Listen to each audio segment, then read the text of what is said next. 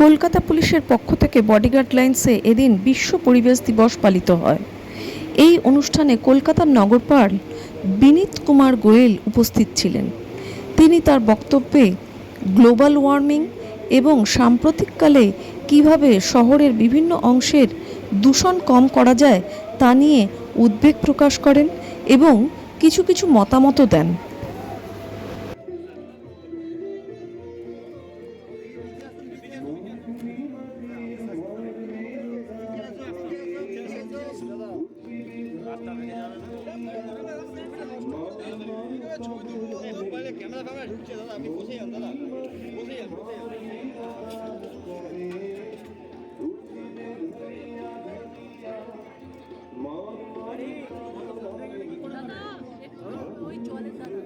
জলের দ্বারা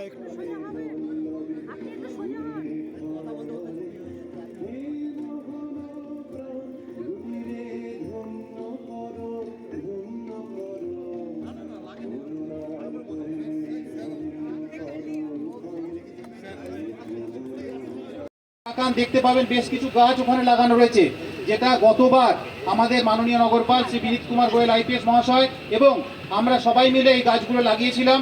এই গাছগুলো আজকে 1 বছর পরিচর্যার মাধ্যমে দেখুন একটা যে অবস্থায় দাঁড়িয়েছে, 1 বছরের মধ্যে গাছগুলো বৃদ্ধি পেয়েছে।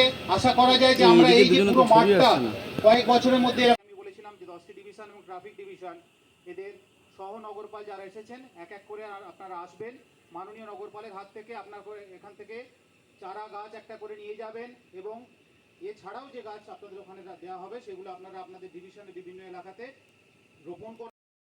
আজকের এই পরিবেশ দিবসে কলকাতা পুলিশ যে উদ্যোগ নিয়েছে সত্যি খুব ভালো উদ্যোগ। গ্লোবাল ওয়ার্মিং এর জন্য আপনি বললেন সেই বক্তব্যে স্পষ্ট, কি বলবেন কিভাবে আগামী দিনে আমরা এই গ্লোবাল ওয়ার্মিং থেকে রক্ষা পাবো? কলকাতা পুলিশের ইনিশিয়েটিভ এইটা তো আছে মানুষের মধ্যে অ্যাওয়ারনেস ক্রিয়েট করা।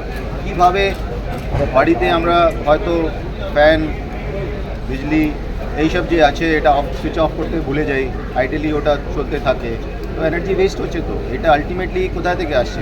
কয়লা या अदरवाइज अन्य কোনো ফসিল ফিউয়েল বার্ন করে তারপরে এই ইলেকট্রিসিটি প্রডিউস হচ্ছে, ওখান থেকে আননেসেসারি ওয়েস্টেজগুলোকে কম করতে হবে। এর বেসিক্যালি অ্যাওয়ারনেস ক্রিয়েট করা খুবই ইম্পর্টেন্ট আছে। এবং সেকেন্ড জিনিস আমি বললাম আপনাকে কি ট্রাফিকের অনেকই আমার মনে রোল আছে এখানে। অনেকটাই ওরা অনেকদিন ধরে টেকনোলজি ইমপ্রুভমেন্ট করে গুগলের সঙ্গে আমাদের গুগল গ্রিন লাইট প্রজেক্ট একটা চলছে, তো সেই মাধ্যমেও আমরা চেষ্টা করছি যে দেখি আইডল টাইমটাকে কীভাবে কমানো যায়, যাতে কি মানুষকে একটা তো কমিউটিং এক্সপিরিয়েন্স একটা তো ইম্প্রুভ হবে। সেকেন্ড ইজ কি গাড়িটায় যদি অনেকক্ষণ ফালতু না দাঁড়িয়ে থাকলে সিগনালে, তাহলে ওই যে কার্বন ডাইঅক্সাইড এমিশন যেগুলো হয় গ্রিন হাউস গ্যাস এমিশন ওটা কমে যাবে, তো ফুয়েল কনজামশনও কম হবে, আর আমাদের গ্লোবাল ওয়ার্মিংয়ের ক্ষেত্রে অনেক আমাদের ইমপ্রুভমেন্ট হবে। স্যার আরেকটা প্রশ্ন, সিগন্যাল যেটা বলছেন ট্রাফিকের, ওটা ওই ক্ষেত্রে কি মানে কি ব্যবস্থা করছেন যেটা গুগলের সাথে ইয়ে করে বলছেন আপনারা?